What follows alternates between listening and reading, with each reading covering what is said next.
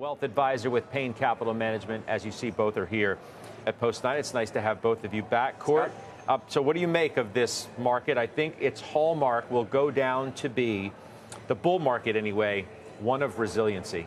I mean, at every turn, you throw almost anything at this market, and it shrugs it off and continues to do what it's doing. Yeah, and I think the downturn that we had about 2 weeks ago, there was fears that that was because we were going into recession after you got a bad unemployment number. But the fact that you're seeing the markets really shrug that off is because you're getting a lot of good data. We got CPI coming out, PPI coming out, you got retail sales. The big picture is that the consumer is still holding in there. Inflation is still coming down. And a lot of those recession fears are likely overblown. And that downturn we had was more likely due to that yen carry trade than us going into recession, which would be a worse thing for the markets. Yeah. And that, I think, is ultimately going to put the market's on a positive backdrop. All right. Kevin, you see it the same way? You know, I'm not so sure that, when you look at the sell-off, the sector action wasn't telling me a lot that the market was expecting or fearing a recession. When you look at the sectors that were underperforming the broad market, the S&P, in that period, the entire drawdown from mid-July to early August, it was just tech and consumer discretionary.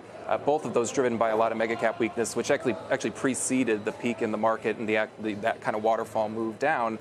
Yes, you did see some weakness in cyclicals, but there wasn't this message from financials or industrials or materials that you were going into this recession. So I understand the fears around, why the jobs report came in, worse than expected, and the uptick in the unemployment rate, why that could send some fears into the market. But I'm not so sure that the message has been one of recession. I think it was definitely exacerbated by tech. Last Monday specifically, there was a panic attack that we not only were having a positioning unwind, but that we were, in fact, maybe closer to a recession than we thought, because the employment report the prior Friday sort of set everybody off. And then we opened Monday and you had that confluence of events, not to mention Buffett selling half of his Apple stake. And we're like, OK, what's going on here? I think even with that, though, it was amazing to me to look at some of the reactions to the jobs report itself as if all of these problems just started to crop up out of nowhere. I mean, we've known that the unemployment rate has been drifting higher. Payroll growth has been softening. There have been massive cuts to the work week. Cyclical hiring has been slowing. The list sort of goes on. That's been the trend over time. So I don't think there was any one particular thing in the jobs report, excluding the uptick in the unemployment rate. But even with that, I think that there's not a lot of supplemental labor data that are yet confirming that. You can look at the trend in initial jobless claims. That's starting to roll back over, not confirming the uptick you've seen in the unemployment rate. You can look at the employment to population ratio on a prime age basis. That's rising. Doesn't happen when you go into recession. So there's enough there still in this unique cycle, which I think we have to keep in mind from a labor supply perspective, that is skewing a little bit different this time. I don't want to completely ignore the unemployment rate risk, but I think it's an important, sort of nuanced look at the labor market for this particular cycle. When I asked the question at the top of the show, are we going towards new highs again? And are we going to be able to eclipse? I mean, we're like 2 to 2.5%.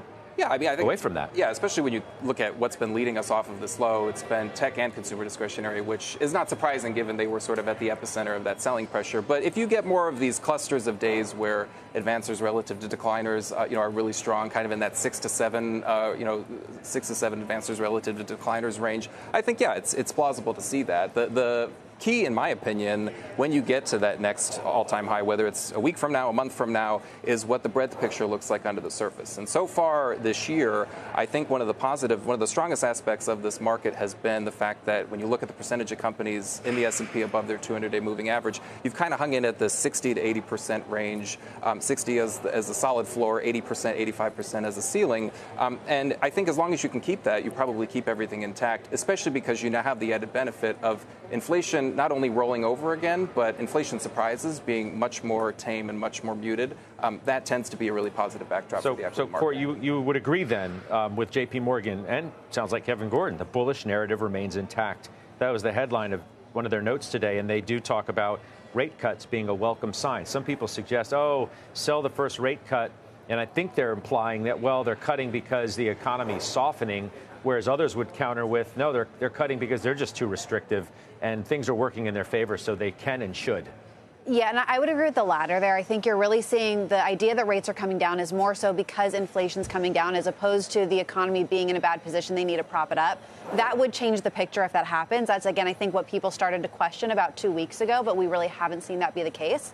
And I think, too, as you're looking forward here, if the Fed does, in fact, cut interest rates, there is still record levels of cash on hand right now. I think we're at like 6.2 trillion or something in that in that range. And if rates come down, you're not going to be getting that 5% interest rates any longer. And you're going to start to see some of that money come in. And I know we've talked about this for a while now, because the question is when that's going to happen. But that really will probably be the next big catalyst to see those markets go to new highs.